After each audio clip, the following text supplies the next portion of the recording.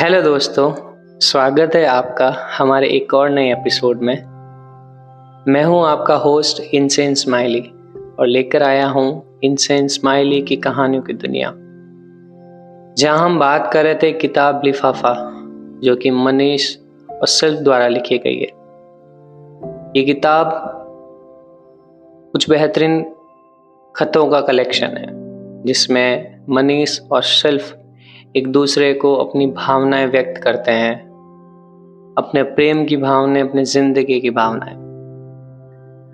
तो जैसा कि मैंने लास्ट एपिसोड में बोला था कि आज ये किताब खत्म होने वाली है, और अगर मैं बोलूं कि कहानीकार के लिए कभी किताबें खत्म नहीं होती, तो बस हम एक नई शुरुआत ही कर रहे हैं। ये मेरी पहली किताब है जिसका मैं ऑडियो बुक कर रहा हूँ। किताब शुरू करने से पहले मैं आपको मेरी लिखी एक कविता सुनाना चाहता हूँ। इस कविता का शीर्षक है एक खाली कमरा। कई घरों के कमरे बने हुए हैं मंच, कई अलग अलग किरदारों का, जहाँ की दीवारों पर टंगा हुआ आईना साक्षी है उनकी काबिलियत का। वो जो पूरी दुनिया कभी देख ना पाई, और देख पाई तो कभी समझ ना पाई। जहाँ कहीं चिपके हुए हैं पोस्टर सपनों के, वहीं कहीं मेज पर किसी नोटबुक में कागज की कुछ पर्चियों पर लिखे हुए हैं जिंदगी से जुड़े कुछ शब्द। दुनिया के लिए वो सिर्फ एक कमरा होगा, मगर उसके लिए उसे असल में जानने वाला एक इंसान है। एक खाली कमरा खाली इंसान की भी निशानी होता है। एक कमरा देख चुका होता है कई अधूरे ख्वाब, अनकहे राज, कई सवालों के जवाब। मगर कोई मान ले जहां कोई एक कमरा, फिर खुल के हंसे, खुल के रोए, जो मर्जियां करे, बेधड़क बेझिझक, फिर सुकून की नींद सोए। महज एक 4 दीवारी कमरा कई मोहब्बतों का शरंक्षक होता है। मान लो कि दुनिया एक कमरा है, तो मैं गिराना चाहता हूँ उदासियों की दीवारें, और बनाना चाहता हूँ हौसलों और अनगिनत ख्वाबों की छत। वो आईना अब पूरा जहान बने, जो देखे कि असल में मैं कौन हूँ। फिर मुझे वैसा ही रहने दे जैसा मैं रहना चाहूँ। मैं चिल्लाऊं, जोर से गाना गाऊं, मेरे साथ वो भी गुनगुनाए। मेरा कमरा आज फिर साक्षी हुआ, मेरे लिखे लफ्जों से, मेरे छुपे जज्बातों से, और मेरे अंदर के कलाकार से। एक दिन उठा तो सब कुछ यहीं पर था, जो कल तक नहीं था साथ मेरे, अब और भी कसके पकड़ा हुआ था हाथ मेरा। राधा ने कृष्ण से जन्मों जन्मांतर का मिलन किया, राम ने सीता को फिर कभी न हारने दिया। रांझा यूं मुस्कुरा रहा था अपनी हीर के साथ ही। लैला और मजनू वैसे ही मिल रहे थे जैसे मिल रहे थे रोज ही। शाहजहां ने ताजमहल मुमताज के साथ रहकर बनाया, रोमियो ने जूलियट को थोड़ा और कस के गले लगाया। मस्तानी को मुक्त करा के बाजीराव कभी मरा नहीं। हर इश्क के अंत में जीत हुई, किसी का इश्क कभी फिर मरा नहीं। तो चलिए शुरू करते हैं किताब लिफाफा। मिट्टी ज़दा। बड़े लंबे वक्त से आपसे मूक बातें नहीं हुई। आजकल चीजें बहुत बदल गई है।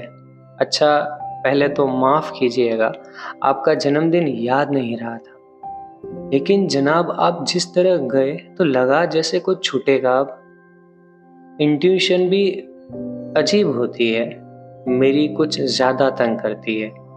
खैर, कुछ दिनों से पैतृक मकान को घर में तब्दील करने में लगी हूँ। पुराने घर में एक सोसाइटी का कुत्ता था, डोम नाम रखा था। मैंने ठुमरी रखा था उसका नाम। ठुमक ठुमक के आता था ऊपर घर में, बड़े हक से जताता था कि जी अब मेरा वक्त है, अब सारा ध्यान मुझ पर दो। हक वाला इश्क इतना प्यारा है, ये उसने दिखाया। यहाँ कमरे ही कमरे हैं, वहां बहन के साथ शेयर करती थी, यहाँ खो गई हूं शायद। कमाल है ना, किराए के घर से किसी को इतना प्यार होता देखा है आपने? मुझे हो गया है। मेरा इश्क में पड़ना हमेशा से ही ऐसा ही रहा, बिना पता चले, और यूं करके पता ही खो जाता है। आजकल वाकई उदासी है, बार बार लगता है सब छूट रहा है। आजकल मेरा चेहरा सबको बड़ा हंसमुख लग रहा है। ये मेरी खुश नसीबी है या बदनसीबी, आप बताइए। देखती हूँ आप भी बहुत खुश नहीं हैं आजकल, परेशानी है। हाँ, वजह जानती हूँ, लेकिन केवल यही वजह? खैर, आप खुद ही कभी बताएंगे। जानती हूँ, इतना तो एक दूसरे को कमाया है हमने। खिंचाव सुंदर भी होता है जब किसी और की तरफ से आ रहा हो। तो जनाब, मुझे लगता है मैं शायद कभी शादी ही नहीं कर पाऊंगी। जिससे प्रेम हो वो शौहर हो जाए, ये कम होता है। और शौहर में आप शायर ना मिले तो क्या होता होगा ना। मेरे वालिद और उनके वालिद दोनों ही शायरी के शौक में बहते थे, इसलिए मैं नहीं जानती कि कैसे होते होंगे इसके इतर मर्द। सोचिए, जिसके साथ जिंदगी बितानी हो उसके साथ जिंदगी जीने का मौका मिले तो कैसा होगा। एक घड़ी को चमक आ गई आंखों में। ये खत कितने अहम है। आपको खूब ढूंढा मैंने उस दिन ऑडियंस में, पहली सबसे लेकर आखिरी तक। जानते बूझते खोजना ऐसा होता है। खैर, खुश रहिए, आपकी कोई नहीं। 26 अप्रैल 2023। आदाब। बड़े दिन हुए कोई खत नहीं मिला, और बड़े दिन हुए मैंने कोई खत नहीं लिखा। खत आया भी नहीं। अजीब बात है कि आजकल केवल खत ही खत घूम रहे हैं आसपास, और ताज्जुब की बात है कि वही नहीं है। पहले शायद वक्त होता था, अब वक्त मैनेज होता है। सही। खैर, वैसे ये खैर अभी तक कुछ इक्का दुक्का पहले ही पहचान पाई है। इक्का आपकी है या दुक्का पता नहीं। दादी के पेड़ वाले घर में रहने आ गई हूँ, शायद हमेशा के लिए। मैं यहाँ गर्मियों की छुट्टियों में आया करती थी। ये घर मुझ पर कुछ मेहरबान सा लग रहा है। दोस्त कहते हैं मेरे चेहरे पर एक नूर दिखाई पड़ता है आजकल। हाँ, शायद खुली हवा लगती है। छत पर बैठी रहती हूँ देर रात तक। यहाँ रात सैयारा रहती है। आसमान ज्यादा खुला दिखता है। पैरों के तले मखमली नहीं रहते, मिट्टी से सने रहते हैं। खुला घर है ना। वहां मेरी एड़िया यूं होती थी कि मैं ही मीना कुमारी होती थी, और राजकुमार भी खुद में। अब न दादी है न दादी वाला घर। अब ये सिर्फ मेरे लिए है, सिर्फ पेड़ वाला घर। सोचती हूँ कभी अपने बच्चों को इसी के आंगन में कंचे खेलना सिखाऊंगी। उनकी गर्मियों की छुट्टियां भी उनके साथ किसी किसी मौसम यहीं बिताऊंगी। वैसे मुझे बच्चे कुछ खास पसंद नहीं है, लेकिन फिर भी मेरे आसपास आ धमकते हैं। भैया की बेटी कुछ 5 साल की हो गई, लंदन में रहती है। जब आती है तो उफ, इतनी बातें, चपड़ चपड़। एक दफा उसको भगाने के लिए गालिब की फिल्म चलाकर बैठ गई थी मैं। थोड़ी देर में देखती हूँ कि वो मोबाइल छोड़कर मेरे पास बैठी है, पीठ टिकाकर। दिले नादान तुझे हुआ क्या है। और ये बित्ती भर की लड़की अपनी उंगलियों से थाप दे रही है। समझ तो क्या आता उसको, मगर मैं खुश थी कि उसको मोबाइल का ध्यान भी नहीं रहा। बस इसलिए सोचती हूँ कि बच्चे हो तो इतनी भी बुरी बात नहीं होगी। मुझे थाप तो मिलती ही रहेगी। वैसे भी खत यहीं तो जिंदा रखेंगे ना। आप और हम तो मर जाएंगे। यहाँ एक बात बड़ी अजीब है। बड़ी बहन जब अपनी गाड़ी गली में लाती है तो उसको बड़ी दिक्कत होती है। जाहिर सी बात है, गली संकरी है। शुरू के 1-2 दिन भाई ने लगाई, और फिर तीसरे दिन सामने वाले घर के मुकेश अंकल निकले। उन्होंने भाई को कहा, तू हट जा, सिर्फ बताता रहा है। वो आगे पीछे करता रहा। बहन थकी हारी पड़ोसी की शर्म में लगाती रही। हफ्ते भर में भाई के बिना गाड़ी पार्क मिली। लेकिन उसके बाद जो हुआ, मुझे गली मोहल्लों के मोहब्बत ने भिगा दिया। बहन फिर से आई। जैसे ही उसका हॉर्न बजा, अंकल बाहर आए और अपने बेटे को आवाज दी, आकाश नीचे आकर गाड़ी लगा दे। मैं छत पर खड़ी थी। अंकल बोले, बेटा अब से मैं लगवा दूंगा, तू गाड़ी यहीं छोड़कर अंदर चली जाया कर। इतनी देर से आती है, यहाँ जाम भी तो कितना रहता है। आकाश जल्दी आ जाता है, ये लगा देगा, तू जाकर खाना खा ले। ये मेरी पड़ोसी है, चाचा ताऊ जी नहीं, मगर मुझे लगा जैसे वही है। पर मैंने फिर पूछा, मुकेश अंकल, अब तो इसको आ गई है, आप ही ने तो भाई को मना किया था, तो अब आकाश भैया से क्यों लगवा रहे हो? अरे बिटिया, चीजें आना जरूरी है, सजा थोड़ी है कि करनी ही पड़ेगी। और फिर आकाश तो नौकरी में है, भाई अभी पढ़ रहा है, उसकी यही ड्यूटी लगानी है क्या? ना ना, मेरे पोश से इलाके से ये दिल्ली का पुराना मोहल्ला कितना नवीन है। और मैं क्या ही कहती, मेरे सारे तर्क ऊँघने लगे। ये चुप्पी बड़ी प्यारी होती है, ये हक और मोहब्बत का मिला जुला चूरन सा है। आप हुए हैं कभी ऐसे चुप? मैं तो बस मुस्कुराने के अलावा भाषा ही भूल गई थी 1 मिनट को। अब बहन आती है, मन करे तो खुद लगा देती है, नहीं तो ऊपर से हवाई चप्पल पहने भैया को आने में 1 मिनट नहीं लगता। दिल्ली की रूह तो शायद इन्हीं में है, गलियों में, मोहल्लों में, लोकल रेल में। हस्ती भी सबसे मीठा यही है और विलाप भी यहीं का सबसे तीखा है। एक नज्म है, रफ्ता रफ्ता वो मेरी हस्ती का सामान हो गए। किसने लिखी है ये तो पता नहीं, मगर मैंने मेहंदी हसन से सुनी थी। गूगल करूंगी तो पता लग जाएगा। अगर खत लिखते वक्त तो कम से कम ऐसी छोटी छोटी बेईमानी नहीं करनी चाहिए। हाँ, तो नज्म का एक हिस्सा है, आपसे फिर तुम हुए, फिर तू का उनवा हो गए। एक बात बताइए, वो बेचारे लखनवी तहजीब रखने वाले तकल्लुफों में ही तो मशगूल रहते होंगे क्या?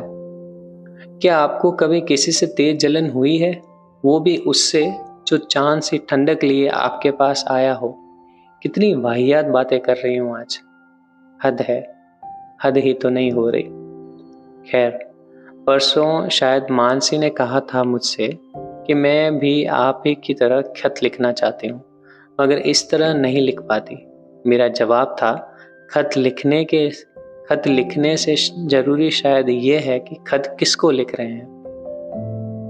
मुझे नहीं लगता ये खत मैं किसी और को लिख पाऊंगी, उनका पता नहीं, लेकिन मैंने ऐसे खत पहले कभी नहीं लिखे, या यूं कहूं कि लिख ही नहीं पाई। शायद हर चीज का अपना वक्त होता है, वजह होती है, जगह होती है। खत लिखने से जरूरी शायद पढ़ना होता है, तभी सबसे खूबसूरत खत आज तक लिखा ही नहीं, क्योंकि शायद कभी हमने भेजा ही नहीं। अदब की शुरुआत इन्हीं से हुई होगी, अदब इन्हीं पर कहीं खत्म हो जाएगा। खत लिखते रहना वाकई जरूरी है।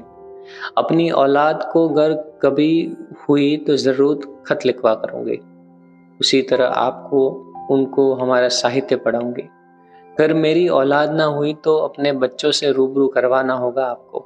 मेरी उम्र दराज उंगलियों से खत लिखे तो जाने ही चाहिए। मैं तब भी अजीबो गरीब अंगूठियां पहना करूंगी। उनको देखते हुए लिखने में मुझे बड़ा मजा आता है। लगता है जैसे मैं शिव का तांडव कर रही हूँ, शायद अनहद नाद नहीं इन्हीं से उंगलियों से बजेगा। खुद से इश्क इसे कहते हैं क्या? आपने कहा था कि गुरूर अब कम होने लगा है, शायद मेरी उंगलियों में बेबस है। लौटा दूंगे कुछ रोज और। आसमान, 10 मई 2023। आप मेरी कहानियों की कायल रही और मैं आपके लायक नहीं रहा। शब्दों का जादूगर कितना गरीब है, सिर्फ 3 वर्णों से ही जिंदगी का अहम हिस्सा बता रहा है। तुम जो मुझे खारिज करके हंस देती हो, तो लगता है कि तुम जो करो या कहो उसके उलट ही सारी बातें कहूं, या उसके उलट ही सारी बातें काम करो।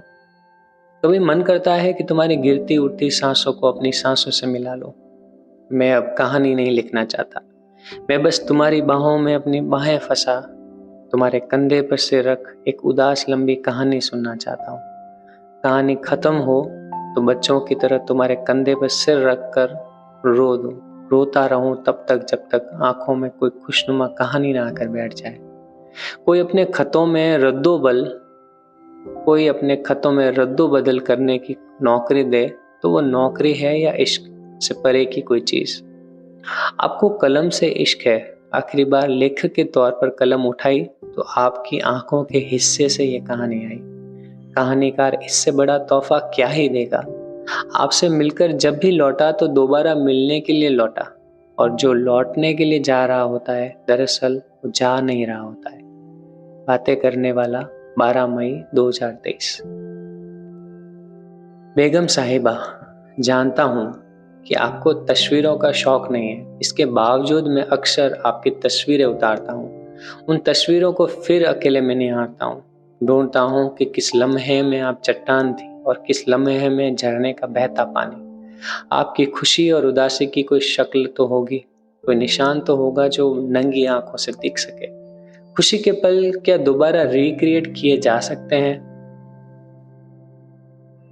उदासी की पहचान हो तो जिस दिन आप उदास दिखे उस दिन आपके बालों में तेल लगा आपकी चंपी कर दूं, आपके लिए हलवा बना दो, आपको सोफे पर बिठाकर आपको कोई रोमांटिक सी नज्म सुना दो, एक टेबल टेनिस का मैच खेल लूं, हाथों में तुम्हारा चेहरा ले तुम्हारे गाल खींच दो, कोई पुरानी बात याद दिलाऊं जैसे पहाड़ों पर वो बुढ़ी अम्मा जिन्हें देखकर मैंने कहा था कि अम्मा बूढ़ी होने पर ये लड़की बिल्कुल आपके जैसी दिखेगी।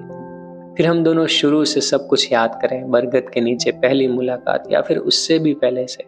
मगर तुम्हारी उदासी कहाँ ढूंढ पाया आज तलक। बादलों के साथ बैठकर सामने पहाड़ देखते हुए तुम्हें एक कविता सुनाई थी। कविता सुनकर तुमने पूछा कि अब एक कविता मैं सुनाऊं। मैंने खुश होते हुए कहा हाँ सुनाओ ना। तुमने बस इतना कहा कि आंखें बंद कर लो। करीबन 4 मिनट बाद तुमने आंखें बंद किए किए ही पूछा कैसी लगी कविता। और मैं उस सवाल में उलझ गया कि उस सवाल में रूई जितनी भारी खुशी है या फिर पहाड़ जैसी हल्की उदासी। एक अदना सा प्रेमी, 26 दिसंबर 2023। सुनो, जो तकरीबन 1 साल से नहीं किया तुमने आज किया। उदासी देख नहीं पाते शायद, मगर सुनना आता है तुम्हें। तभी तो ये उदासी मेरी गोद से लेकर अपनी बाहों में झुला दी तुमने। गोद में लेकर सोना उसका रुदन, सहलाई उसकी पीठ। मुझसे नहीं संभली पा रही थी, नहीं सुलह पा रही थी मैं इसे। तुमने जान लिया आज इसको तुम्हारी ही लोरी की जरूरत थी। आज मुझे यकीन आया तुम मेरा ख्याल न भी रख पाए तो इस उदासी को हमेशा संभाल लोगे। इस खत को पढ़कर रोना आया। 10 मिनट तक सिर्फ पढ़ा, बार बार पढ़ा और गाल पोंछे जाती थी। अब इस पल में मेरे गाल बेहद मुलायम हो गए। इस पल तुम्हारे हाथ छू जाते तो जाने तुम क्या उपमा दे डालते। मन के देवता हो ना तुम, उदासी तो तुम्हारी ही बेटी हुई ना, तुम ही से तो बहलेगी। जानते हो उस अम्मा का बचपन हमारी बेटी में फिर से जिंदा होगा। मैं हमारी बेटी से मिल लाई और तुम अपनी बुढ़िया को पहचान आए। अब एक नज्म सुनाती हूँ। न मिट्टी न आसमान न झरना न पहाड़, तुम कहीं नहीं हूँ मैं। अब जो कोई है तो सिर्फ तुम, अब कोई है तो हूँ बस मैं। कैसी लगी? सीना हल्का होता जा रहा है। 26 दिसंबर 2023।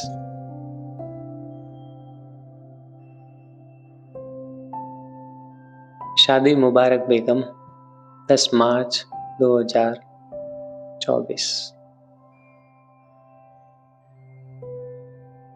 तो दोस्तों, यहाँ पे ये किताब लिफाफा खत्म होती है। मैं आशा करता हूँ कि आपको ये ऑडियो बुक बहुत पसंद आई होगी। तो आपको जितनी पसंद आई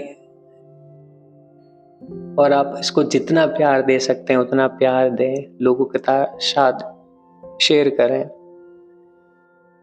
एक आदत डालें खतों की लिखने की। आप अपने दोस्तों को खत लिखें, दोस्तों को बोलें आपको खत लिखें, आप प्रेम पत्र लिखें, आप लाइफ के खत लिखें, आप खतों के बारे में बात करें जो कि शायद छूट गए हैं पीछे। इस किताब के अंत में यूं ही है कि इन दोनों की शादी भी हो गई अंत में जाके, तो एक हैप्पी एंडिंग है। और आई थिंक हम सब चाहते हैं हैप्पी एंडिंग, पर ये हमारे न्यू बिगिनिंग है। आज एक किताब हुई है लिफाफा। मैं चाहता हूं कि आप मुझे कमेंट बॉक्स में बताएं कि आप कौन सी बुक का ऑडियो बुक चाहते हैं मुझसे। तब तक के लिए अपना ख्याल रखिएगा, कहानियाँ सुनते रहेगा, कहानियाँ जीते रहेगा। शुक्रिया।